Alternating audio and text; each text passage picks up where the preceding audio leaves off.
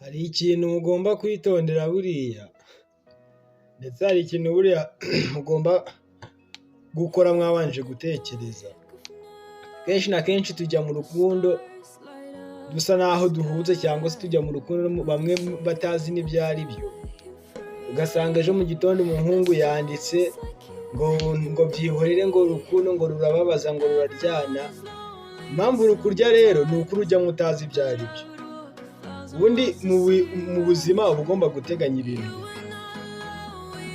Nimba uva ku rukundo habamo ibyishimo, ugomba guteganya ko first of all agomba kuzamo n'ibibazo nyine.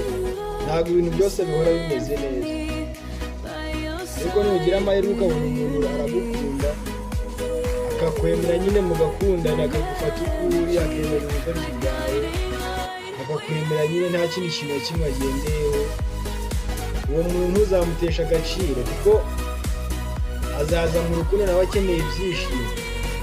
Umunsi wamubabaje cyangwa se ukamutengwa yari akwizeye nk'inshuti magara yawe, nta hantu uzajya kubona nyine ubone umuntu yabyutse mu gitondo yanditse urukundo ngo byihorere, usundi urukundo ngo rumeze rute, urukundo ngo ruraryana. Yes, ruraryana nyine, ariko nubwo ruryana ntimwirengagize ko habamo n'ibyishimo.